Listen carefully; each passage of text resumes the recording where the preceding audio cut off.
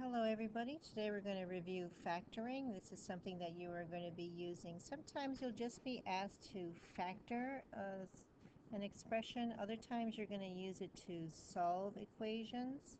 And sometimes you're going to need to use it if you are looking for zeros for an equation. That is another way of solving them. So finding zeros or solving.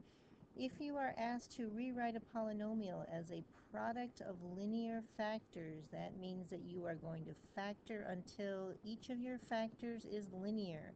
Linear meaning your highest degree for your variable is 1 degree. So something like 5x plus 3, that is a linear factor.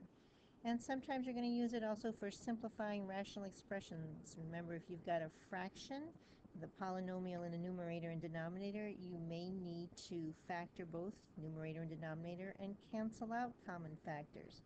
So here we go, review of factoring. When you are factoring, you need to ask yourself the following questions in this order. First question is, are there common factors? And you are looking for a GCF, that greatest common factor. When you have a GCF, make sure you don't drop it all together. You are going to need to write that GCF next to whatever is remaining in your original polynomial after you divide each term by that GCF.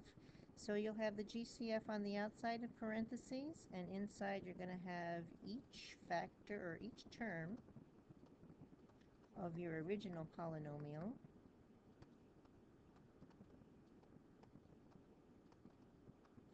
When it is divided by that GCF. So all of these in here over the GCF.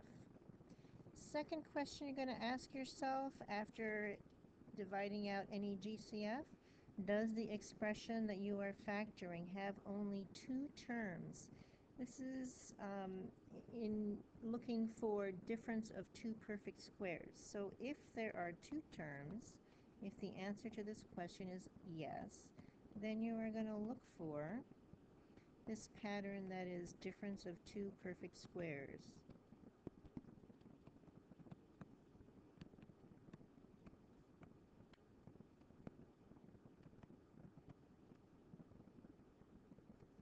Sometimes I call this dots, difference of two squares, just for short.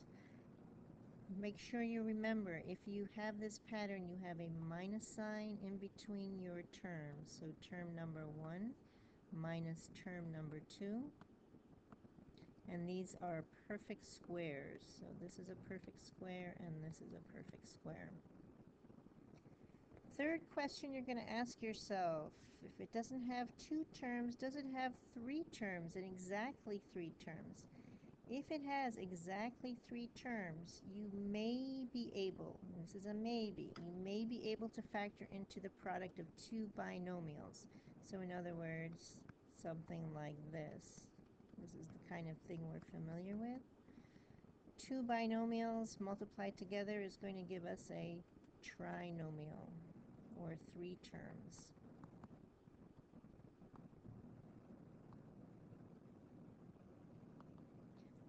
Unless you are multiplying conjugates, but we'll talk about that in a little bit.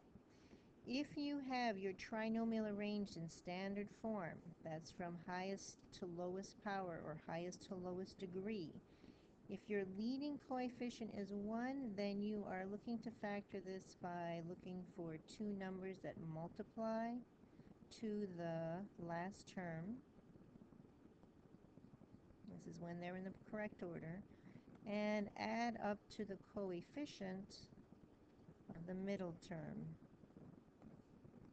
Okay, that's that x factoring we talk about. If your leading coefficient is not 1, so not equal to 1, then you are going to need to factor your trinomial by either this factoring by grouping, which most of you I think are most familiar with, or this method called slide and divide.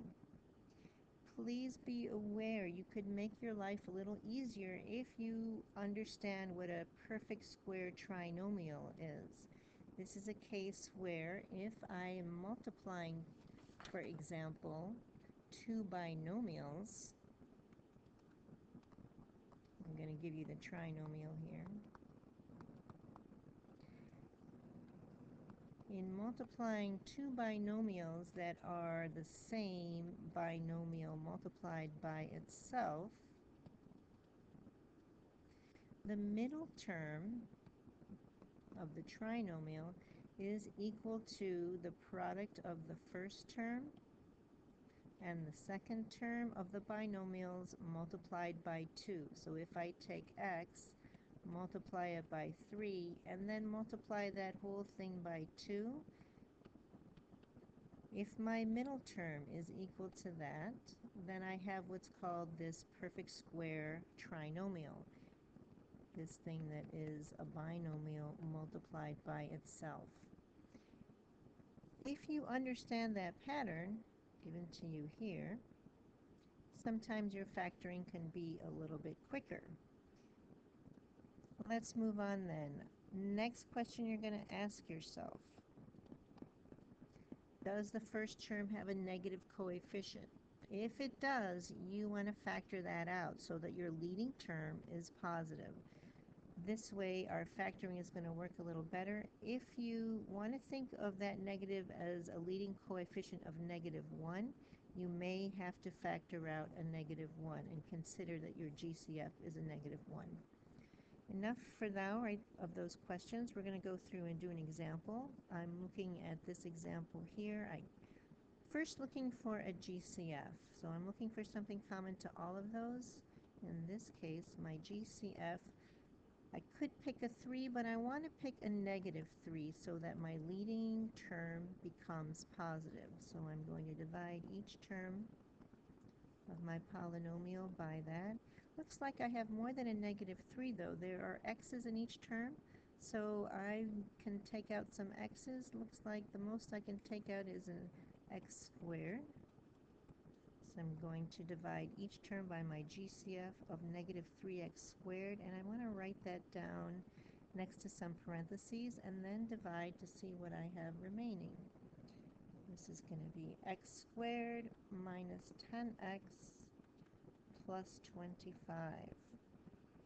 Now looking at what I have left in parentheses, I have to ask myself, can I factor this more? So I look at this thing and I've already taken out the GCF. I don't have 2 terms, so I've got exactly 3 terms, so I'm looking to factor that. Leading coefficient is 1 in my trinomial, so I can do my x factoring, but if I notice my pattern here, this middle term is twice what I get when I multiply these 2 terms.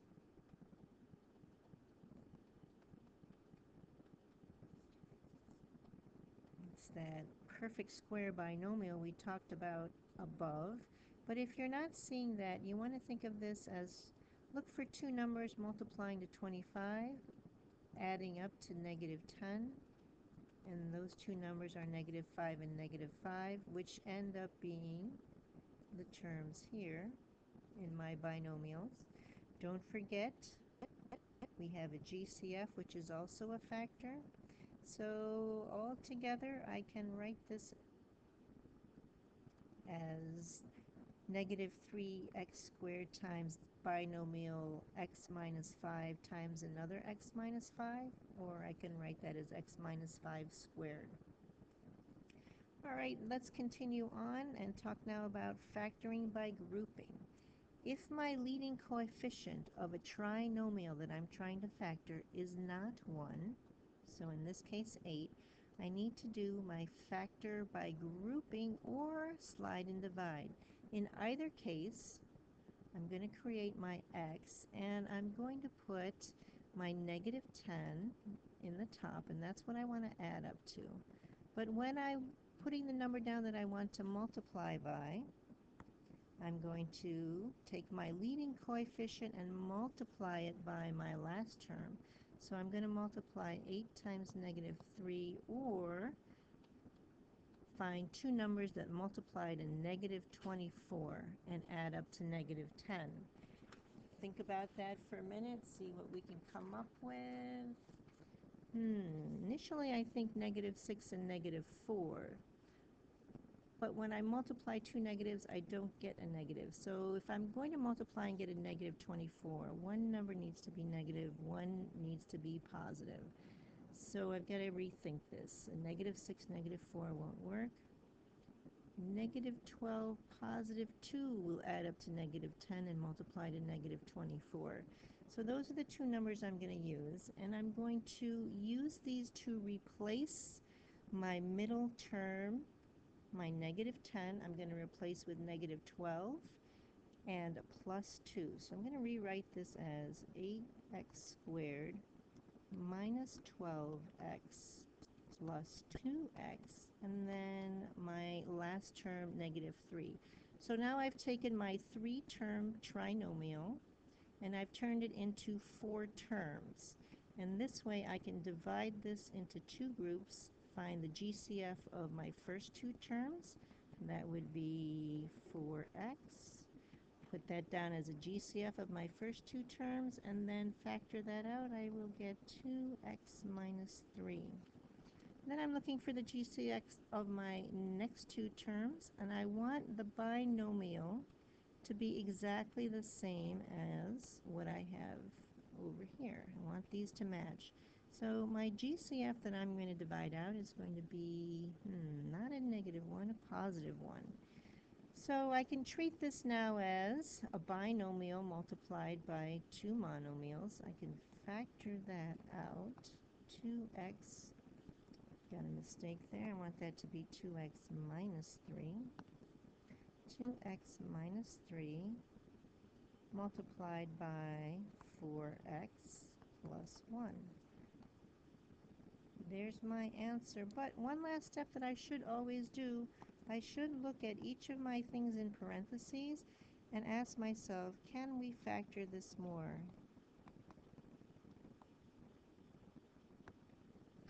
I have two linear factors here. The only way I could factor that more is if there was a GCF for each one of those. But I don't have that, so the answer to can we factor this more is no. So therefore we are done. All right, let's move on and take a look at factor by slide and divide. We're going to treat this same polynomial to factoring by slide and divide. My first step is going to be exactly the same. Multiply my first coefficient of the leading term times the last term. Make that the number I want to multiply to. Add up to the middle term. Still going to get negative 12 and plus 2. In this method, we are going to treat this as though we had a leading coefficient of 1 and write those two terms as part of a binomial. But before we can say we are finished, we need to kind of undo our multiplication that we got when we got our negative 24 and divide each of these terms by my leading coefficient. And then before I slide, very important, before we slide, reduce each of our fractions if possible.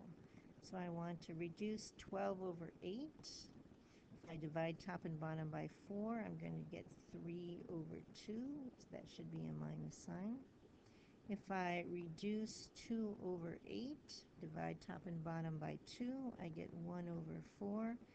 Then I can slide my denominator of each fraction in front of my x term. So this would be 2x minus 3 times 4x plus 1, which should be the same as the factoring that we did when we did factoring by grouping. Again, make sure that you cannot factor these more.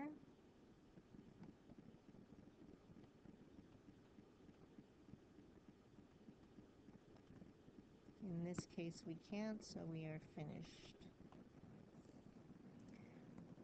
All right, now we're going to get into some factoring when we have higher powers, so not just quadratics.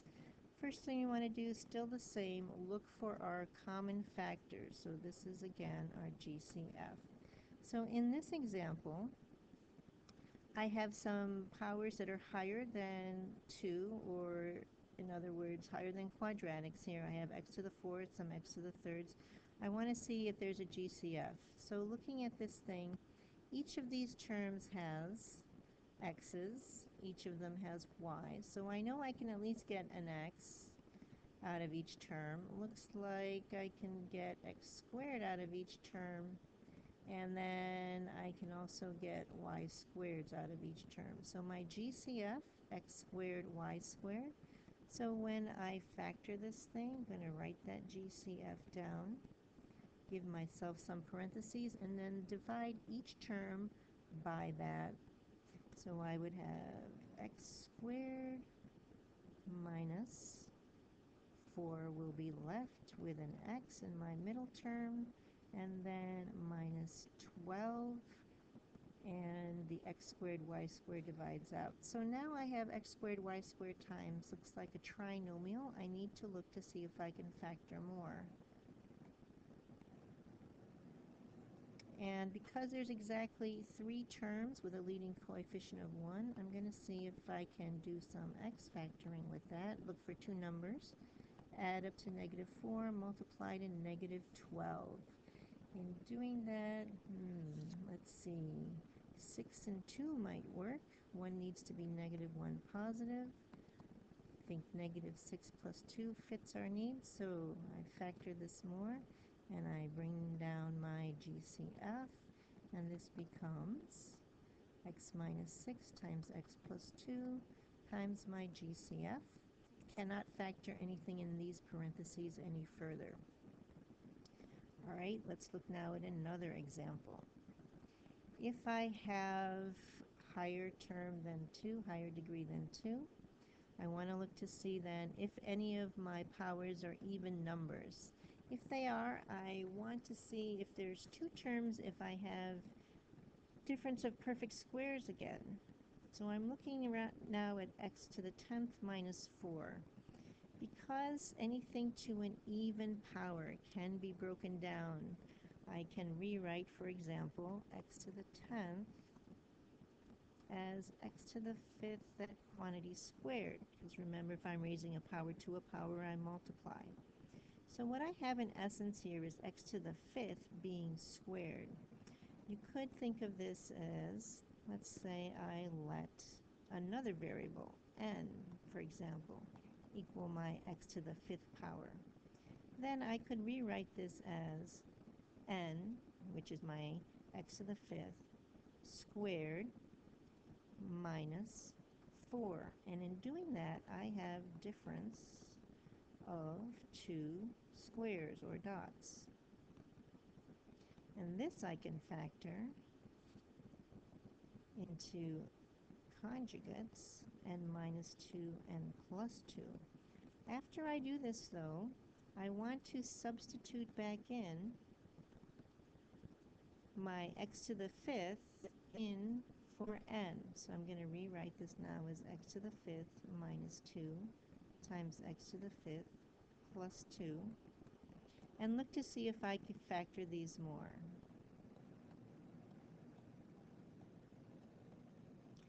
Two terms, x to the 5th minus 2, not difference of 2 perfect squares, so I cannot factor that. X to the 5th plus 2, can't factor that anymore, so I'm done on this one.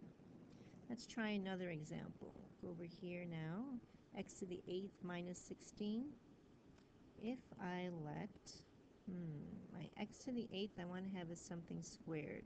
So let me let n equal x to the 4th. Then when I square x to the 4th, I get x to the 8th. So this can be written as n squared minus 16. I can factor that now to be n plus 4 and minus 4. And then I want to substitute back in again my x to the 4th in for n. So I'm going to write x to the 4th plus 4, x to the 4th minus 4. And look again and see if I can factor more. First binomial, x to the 4th plus 4, I cannot factor anymore, but this one is another difference of perfect squares. So I'm going to factor that some more. I could say let's pick m this time. If I let that equal x squared, then m squared will be x to the fourth. So this becomes, and I'm factoring now, just my x to the fourth minus 4. This becomes m squared minus 4, which is factorable as difference of two perfect squares. And now I'm going to substitute back in x squared for m. So now I have x squared minus 2, x squared plus 2, and this I can't factor anymore, at least not with integers. I could factor my x squared minus 2 some more and get it x plus radical 2, x minus radical 2. So let me first go back up though and get my other factor, my x to the fourth plus 4. Bring that down, and then this I'm going to factor some more. X to the fourth plus 4 remains the same. This difference, not perfect squares, but I can do square root of 2, x plus square root of 2, x squared plus 2. Future lesson, when we review, we're going to realize that we can also factor this and get my I radical 2's plus and minus I radical 2, but we'll leave that for another review session. Right now I want to go on and look at some more examples. If I have a variable as part of my power, I can do some more substituting, or I can look for my patterns. If I look at this first example here, I'm going to factor x to the 2a minus 16. This can be written as, remember, x to the 2a is the same thing as x to the a squared. So supposing I let n equal x to the a, this could be rewritten as n, which is x to the a squared minus 16. And if I factor this, n plus 4 and minus 4, substitute back in my x of a for n, and I'm finished factoring. Let's try this one over here. So we're looking now, this is 3 terms. 3 terms, not difference of two perfect squares, but again, I'm going to look at my first term there. I see x to the 2a. I'm going to let n equal x to the a again and do some substituting. So I'm going to have n squared plus x to the a is equal to n, so this middle term becomes 4n minus 32. This is a trinomial. I can factor. Leading coefficient for this is 1, so I'm going to do my x factor. Look for two numbers adding up to 4, multiplying to negative 32. That would be a positive 8, negative 4, which makes this factor n plus 8, n minus 4. And now I'm going to substitute back in. So substituting for n, x to the a. So I get x to the a plus 8, x to the a minus 4. That's an a there. There's my answer. Let's have you try this one over here. I don't have any a's or variables as my exponents. I do have x to the fourth though, and I have 3 terms, no GCF. So first question that we ask ourselves, GCF, don't have it. 3 terms, leading coefficient is 1, but I don't have x squared as my leading variable. So supposing I let n equal x squared, then n squared is equal to my x to the fourth. And I'm going to substitute in and make this term n squared. Then I have a minus 13. Now x squared is equal to n, so instead of 13x squared, I have 13n minus 48. Now I have 3 terms with an x squared. I'm going to do my x factoring.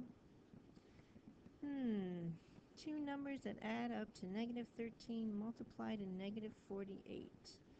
Let's see, 6 and 8, it's not going to work because they don't add up to negative 13. But I need a positive and a negative. So I think 16 and 3 will work. Factoring this becomes n minus 16, n plus 3. Substitute back in for my n squared, or excuse me, my n and x squared. So I have x squared minus 16 times x squared plus 3. Looking to see if I can factor more. This first binomial is difference of two squares, so I can factor that down to x plus 4, x minus 4, and then x squared plus 3, and that is factored completely. All right. So far, some interesting problems, but here's more like the rigor that we would expect for Common Core. So these two important examples, this is the difficulty level or rigor expected for Common Core problems. The reason these are Common Core level is because we are looking to see if we are fulfilling any of the patterns that we're familiar with when we are factoring. If I look at this first example, A, I have two terms. Rather than thinking that I first want to expand this by squaring my 5x minus 2, some of us might be tempted to multiply that out. In this case, there is a pattern that I can see if I do not multiply. What I have here, if I use my n again, n equal this binomial 5x minus 2, and I rewrite this, what I have is 4n squared minus 9. Two terms, no GCF. Two terms, I'm looking for difference of two perfect squares, and I do have that difference of two squares, so I'm going to factor this as 2n plus 3, 2n minus 3, and then I'm going to substitute back in for my n. I'm going to put back 5x minus 2. So in doing that, 5x minus 2 plus 3 becomes my first binomial. 5x minus 2 minus 3 becomes my second. I'm going to simplify these, combine my like terms here. I get 5x plus 1 times 5x minus 5 if I've done this correctly. And I want to look to see, can I factor more? And this one looks like I have a GCF, so I can factor that one more. Bring down my 5x plus 1, factor a 5 out here, and I get this, but I'm going to rewrite this, put my 5 first.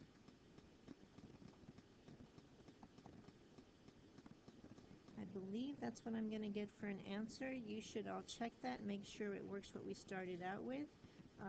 Who knows, there could be some starburst opportunity there. All right, let's look at the next one and see if we can do some pattern recognition here.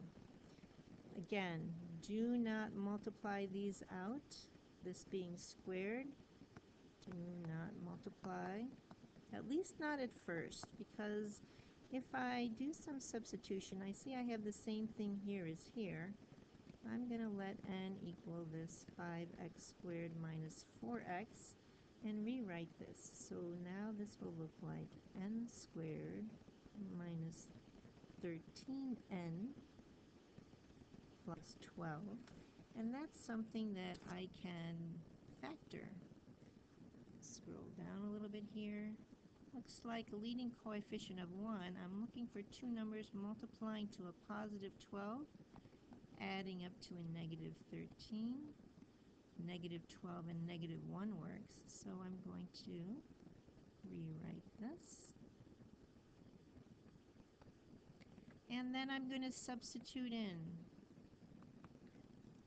for n, I'm going to put in 5x squared minus 4x. So this becomes 5x squared minus 4x minus 12 times, going to need some more space here, so I'm going to erase a little bit here if you don't mind. Erase this, and continue on 5x squared minus 4x minus 1. Now I want to see if I can factor out each of these anymore. I've got two trinomials to look and see if I can factor. So this first one, leading coefficient is 5, so I'm going to set up my x factoring, but I need to multiply my 5 times my negative 12 here, and I'm going to get negative 60, and I'm adding up to negative 4. So I'm looking for two numbers that multiply to negative 4, multiply to negative 60, add up to negative 4, and gotta think about this one for a minute. Let's see, 15 times 4 works, but that's not going to get me the numbers I need. 12 times 5 works, that's not going to get me the numbers I need. 6 and 10, let's try that. Negative 10, positive 6, they add up to negative 4. Looks like I'm good to go on this one. So factoring now this. Let's do this first one by factoring by grouping. I'm going to change this to 5x squared minus 4x. Oops, excuse me. Factor by grouping says I'm going to replace that middle term. So I want to replace it with a minus 10x plus 6x, and then bring my negative 12 in. Divide this into two groups. This will become 5x times x minus 2. And looks like I've got 6 I can take out of as a GCF of my second group. 6 times x minus 2. So I end up with x minus 2 times 5x plus 6 for the two binomials to give me my trinomial over here. So these two binomials replace that trinomial. Now I need to factor the second trinomial. This one looks like I need two numbers that multiply to a negative 5, add up to a negative 4. That would be negative 5, positive 1.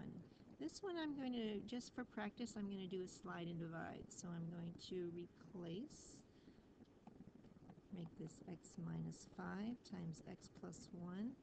But I need to divide before I slide. So divide before sliding, dividing each of these by 5, and I want to reduce where I can.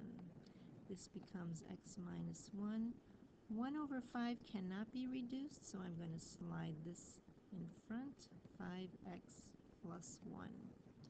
Alright, so factoring that whole thing, I have 4 binomials, 2 here from my first trinomial and 2 more here.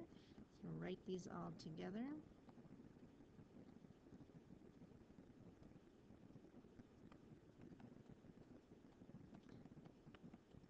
And there are my 4 binomial factors of my original problem here. Alright, that's it for this lesson. And you have a worksheet to work on for homework. Tomorrow, quiz in class on factoring. So quiz Wednesday on factoring. All right, have a good evening, everybody.